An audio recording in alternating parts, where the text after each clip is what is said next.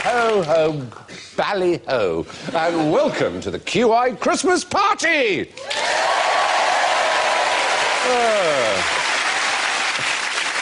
So, now, joining me for warm white wine in the canteen this evening are the skinny geezer from accounts, Rich Hall.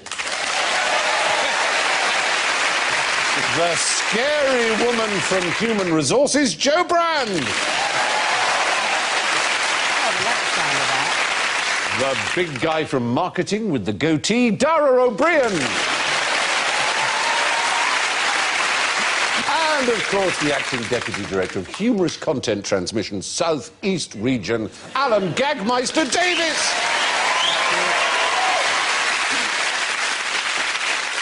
Let's hear, if we may, those seasonal bells. Jo goes... Jingle bell, Dara goes... Sleigh bells jingling, ring, ring, too. Rich goes...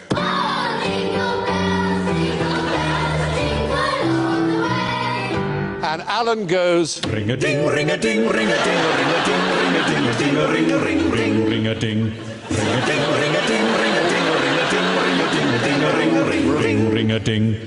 Now, more than £20 billion gets spent in the UK each Christmas, and a third of all books, clothes and toys are sold in the last 8 weeks of the year. 150 million Christmas cards get sent, 7.5 million trees are decorated, and we buy enough wrapping paper to gift wrap Guernsey.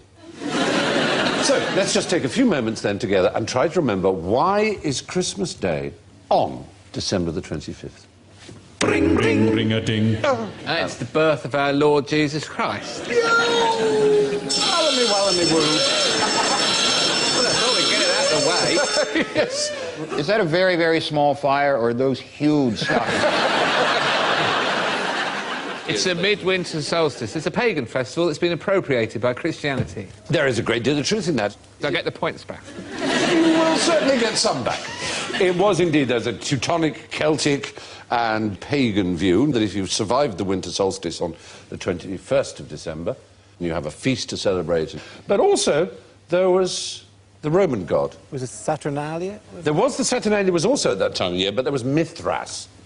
Just the two of them were there? Well, there are amazing things claimed about Mithras, and I'll read you some of them. He was a saviour, Mithras, sent to Earth to live as a mortal, through whom it was possible for sinners to be reborn into immortal life. He died for our sins, but came back to life the following Sunday.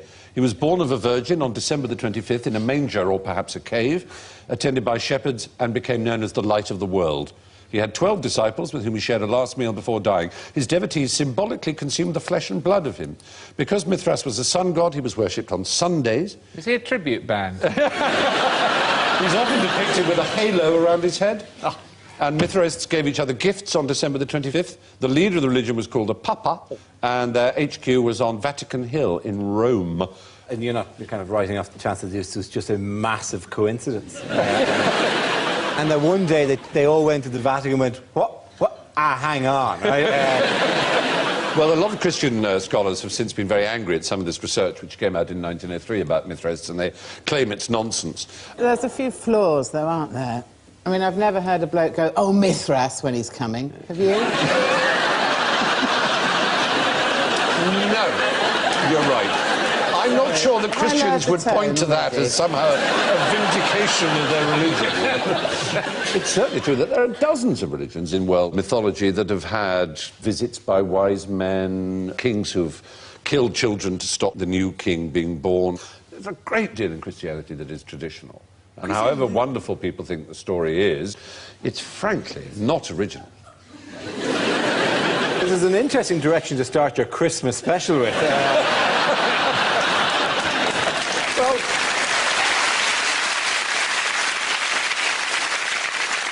there was the Yule Festival, which was a very... Where we get the log from. The Yule log. And you'll be coming home in an ambulance. Yay! Thank you. Yule Thank Brenner. Yule Brynner. You're lovely, you are. The nativity story in the Bible. Probably because they couldn't find a hotel room they hadn't booked in advance. Because They should have known it would be busy. Yeah. Because it's Christmas. Exactly.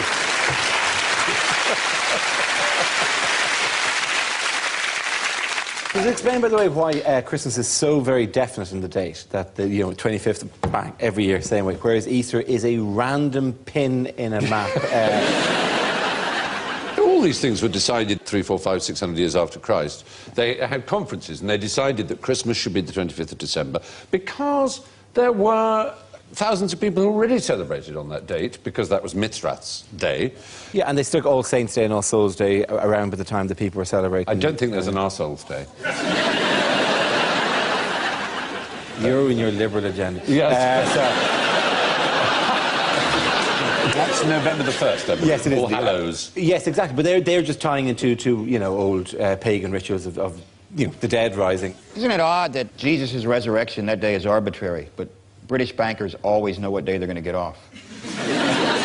Right. You don't call them bank holidays. Every day's a bank holiday in America.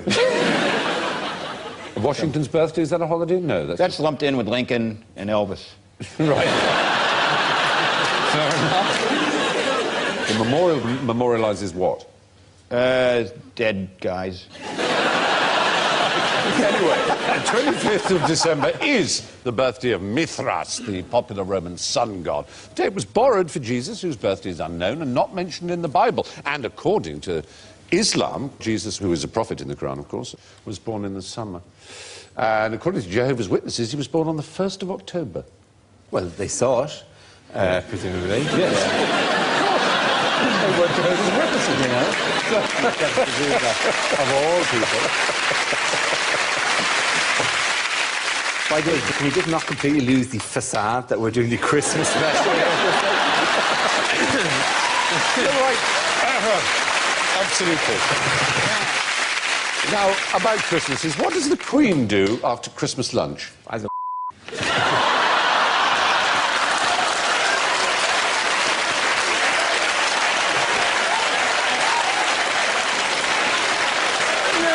That's what everyone else does during the Queen's speech.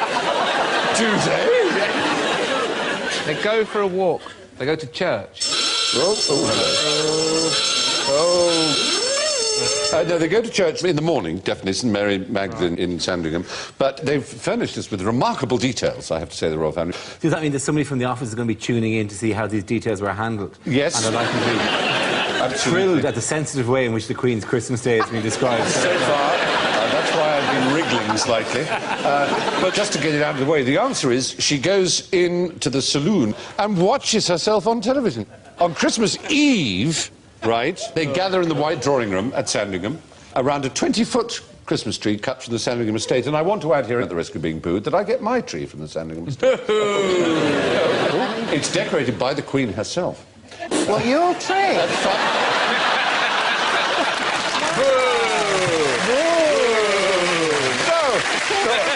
My tree, no. Does she come round to do it? I bet you send her out in the garden. No, do it out in the garden. At 5 p.m, the whole family has a cup of Earl Grey, except the Queen, who has her own Indian blend. Is it Twinings? I hope so.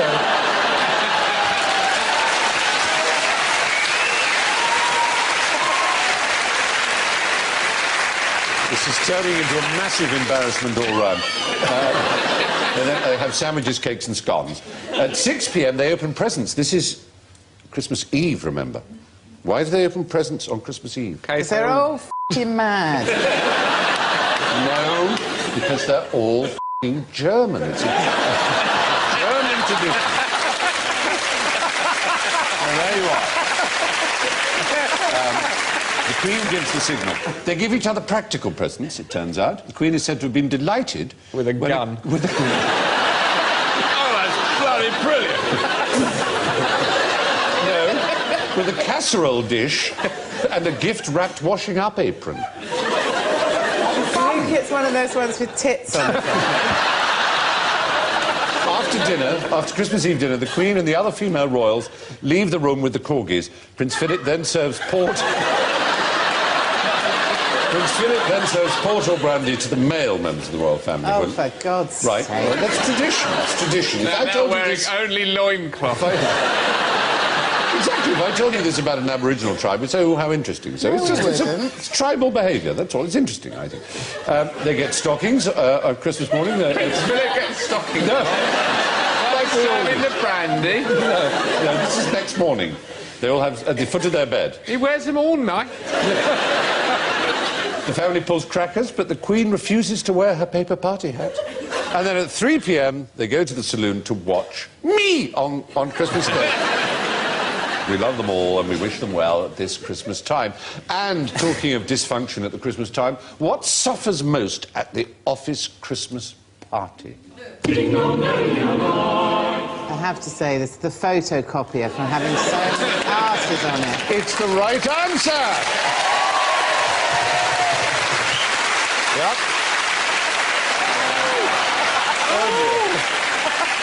Oh, I say. I was going to say, that was a long photo shoot for me, that was.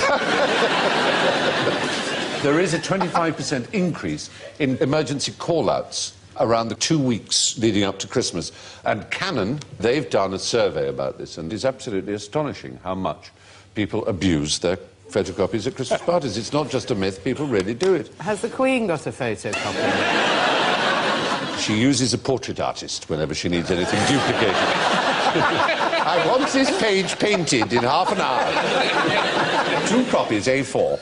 And the rather splendidly named Canon engineer Jeff Bush says that he's had glass broken due to young ladies copying their rears. They've found sleeping cats inside the copiers, a snake, a kitchen knife, a sausage roll, a condom, stockings, a vibrator, and even a cheque for £6,000. Why the who put the cat in? Well, I can understand. A copycat. Yay!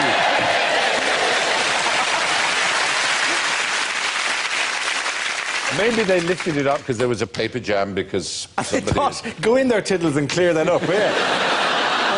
His little paws would get at the toner faster, like, and he'd get to reach and tug out. It is a peculiar thing to find. A snake is odder in a way, because... But maybe, did they send in the snake to clear out the cat? Is this Technically, though, I think you can fax a snake.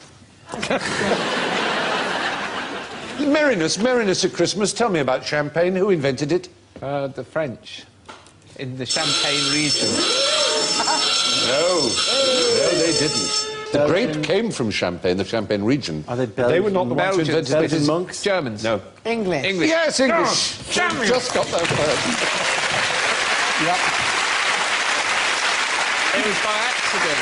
It was by accident because there was something wrong with the bottle and the wine went fizzy and they liked it. No, this was the myth that the French put out in the 19th century about Dom Perignon. Oh. They claimed that by accident it went fizzy and he said, come in, everybody, I'm drinking the stars. And it's all absolute bollocks. It was the 16th century the British started importing this green flat wine from the Champagne region and they added sugar and molasses to make it sparkle.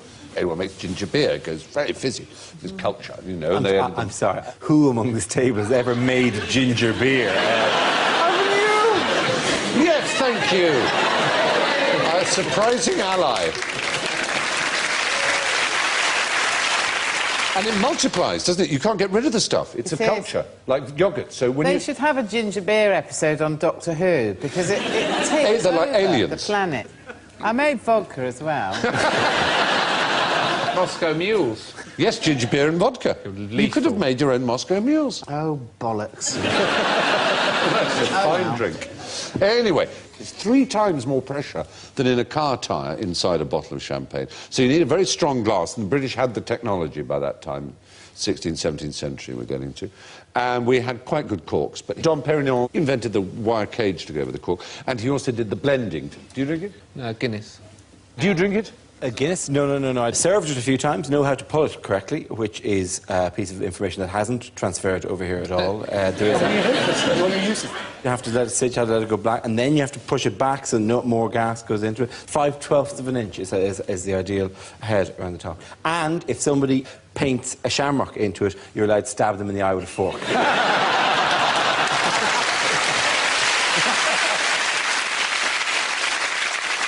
I worked in a pub in the town I grew up in, and it was a very tough pub. They wouldn't take a Guinness off me until I'd been there for a while. Really? Yeah. He's not. He doesn't know how to do it. Well, the pub I was in, the pub I was in actually wasn't located in a movie from the 50s, but.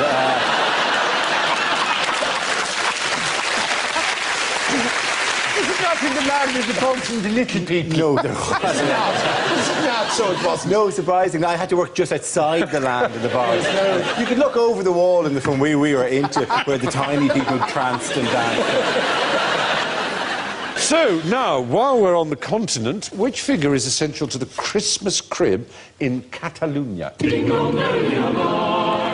Is it Barry Norman? One of those wild stabs in the dark, and I would so love to say, how amazing, you're right, No. but you're not. Is it a figure that we don't get in ours? It's a figure we don't get in our cribs. In the back of a Catalonian crib, there is always a man squatting and defecating, or a young boy, and very often a public figure. In the middle, Yes. by the manger with It's baby weird, Jesus. but it's true. It could be Barry Norman. It could be Barry Norman. It's so unlikely. They've had George W. Bush and they've had David Beckham. They have the crapper. He's called the cagane. The caga is crap in Catalonian, as it is in many other languages. Every crib has to have a great Yeah, a crap true in it. Catalonian crib will. Yeah, I know you're thinking I'm making this up. They are a very scatological people, the Catalonians. They call their Christmas log the cagatillo, the shit log. And there's a popular Catalan phrase. Before eating, they say, menja bé, caga fort. Eat well, shit hard. You've got the Catalan colours. I'm wearing Catalan colours, actually, aren't I? But I'm not squirting out turds as I speak. Shit hard, Fry, shit hard. Caga fort. Anyway, next question. Who got little leather boots for Christmas in Norfolk? Yes. The Norfolk Gimp. What do we associate Norfolk with, Christmas-wise? Yes. Bernard Matthews turkeys. Well, not his. Turkeys in Norfolk have a long, long history, well before Mr. Matthews.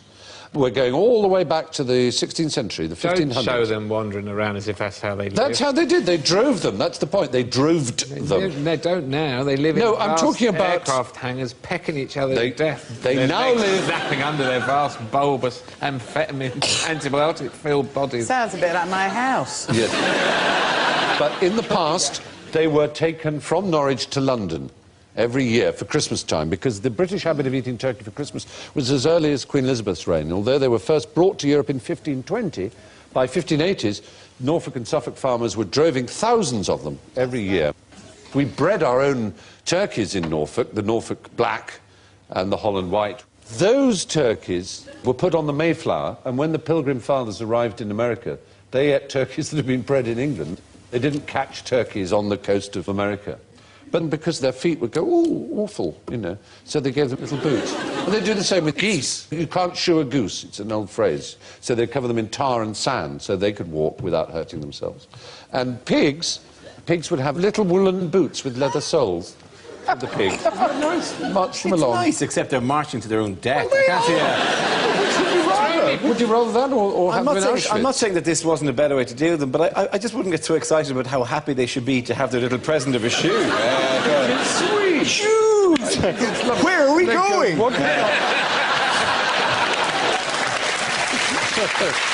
Really online looking at visitlondon.com. Oh, I can't wait to see that. I think I might go in the eye. Yeah, I might. Well, I think they did a mile a day and they had a lovely time. Compared to the ones now, which, as you say, live in these ghastly concentration camps. Why are they called turkeys? Because they're from Turkey. Do you think they're from Turkey? Is that where No. No, the first merchants to sell them on in Europe were Turkish, yeah. So they were known as turkey cocks. But the weird thing is everyone else calls them Indian. The French call it dinde, which is from and, the Indies. The Polish call it indik. The Dutch call it kalkoen, the Calcutta hen. The Austrians call it an Indian. The Turks call it a Hindi. In Hindi, they call it a Peru Pakshi, a Peru bird. But the great original in America, its land of origin, is fuck it.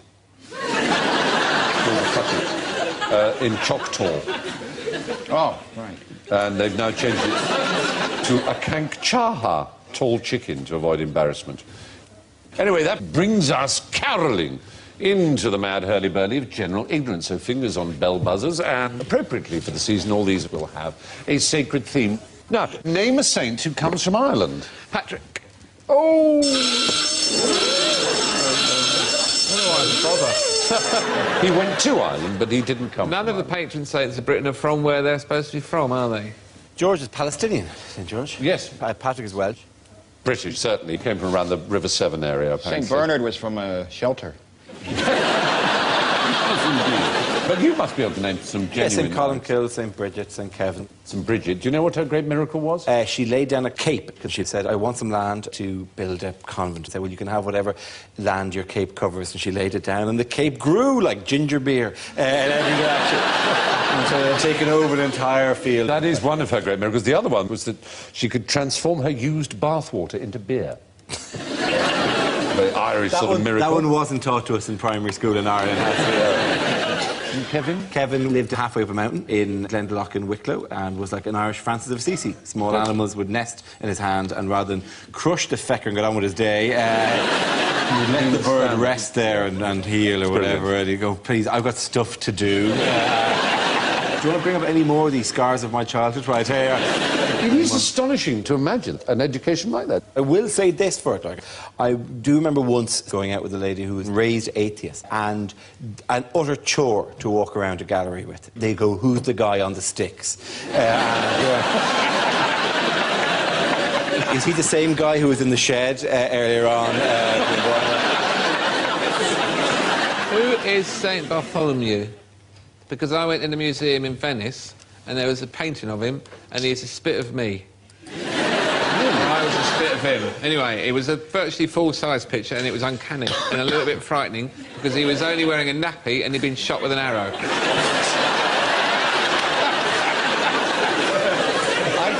His day is the 24th of August, I know that. That's St. Bartholomew's Day. And there's obviously a famous hospital in London, St. Bartholomew's. But he's probably the reason why they say always wear clean underwear in case you're in an accident, because he had to go to A&E with an arrow and a nappy on. To sit in the waiting so room. long, they named the hospital. After it.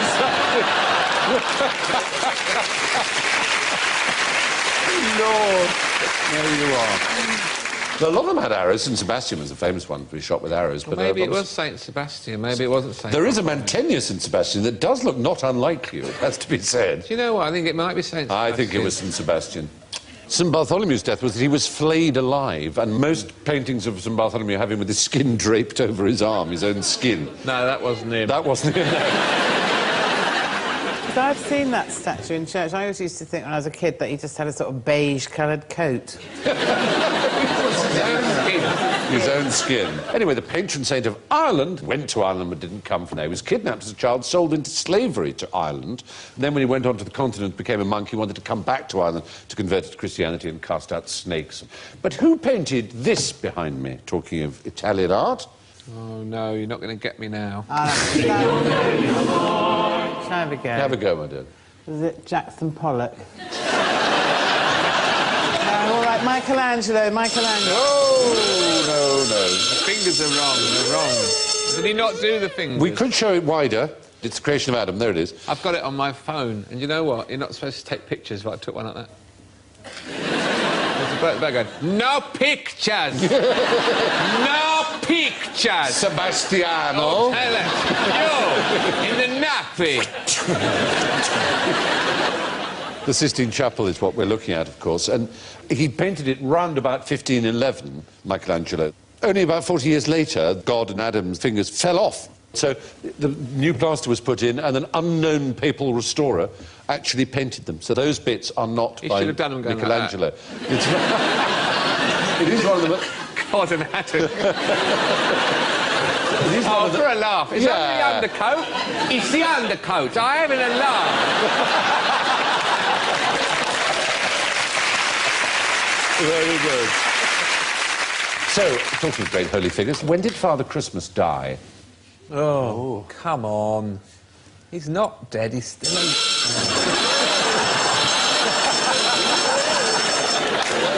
Well, I hope... We know he's dead. I hope all the children are in bed. It's all right. There are going to be some tears now. We're talking about the Father Christmas who we know is dead because we've seen his entry in the Register of the Dead in the church where he lived and grew up, in Dedham in Essex. We've actually seen him. He was an old man called Christmas. It was his surname, Father Christmas. There it's written, I hope you can see it there. And I knew a girl from Essex called Laura Christmas. Exactly. Christmas is a common surname in Essex. So this poor Father Christmas here died on May the 30th, 1564. There was a Roger Christmas of Sussex in 1200, the earliest Christmas found in British records. There's still about 1,000 people in the phone books called Christmas in Essex, Surrey, Cambridgeshire, London and Sussex. I remember when I was a kid, there was someone in the phone book called Mr. Bastard, right? Yes. And we used to phone him up and go, hello, is Dave there, please? And he'd go, there isn't anyone here called Dave. And we go, oh, must be some other bastard then. Surely you could come up with a good Christmas one to do. Well, they used to ring up Jesus College. He would call it up on Christmas Day and say, is that Jesus? And the porter would go, yes. Happy birthday. Really annoying for them. Very silly. But anyway, it was an old English habit to call people Father if you didn't know their name and they were an old man, like Father Smith and Father William, and he was known as Father Christmas, and that's how he's written in the book. And it was before, of course, Santa Claus was known as Father Christmas, so it didn't, obviously, seem like a joke to them. It would have been great if his wife had been named Mary. Merry Christmas. Merry Christmas. Very good. Lovely, lovely, lovely. There you are. Do you know where Santa Claus came from, by the way? It was a German thing originally? Not German, no, where's St. Nicholas, the saint? Russia. Nope. Catalonia, and he's actually... No. How do they jump You've been a bad child this year. No, it's not. Turkey. Turkey is the right answer. He was a Turkish saint. And on that happy note, ladies and gentlemen, it's time to go home. So let's see what's in your party bag, shall we? Oh, my goodness me, it's champagne for Dara with 2 points. And it's Spanish brandy for Rich with -9. And clapping. It's cooking I sherry. had -9, and they're applauding. And it's cooking sherry for Joe Brand with -17.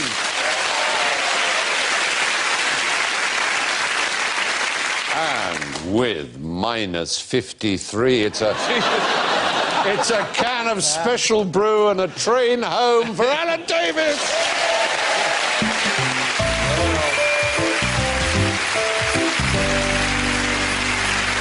My very special spicy mulled thanks to Rich, Dara, Joe and Alan, and I leave you with this seasonal mince pie from the great black American comic Dick Gregory.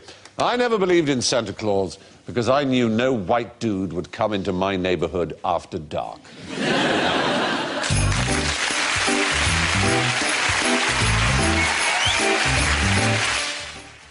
Next week, a Christmas ghost story. Greg Wise stars in an adaptation of a story by M.R. James, the Master of Chill. That's here on BBC4, Friday night, 10:30.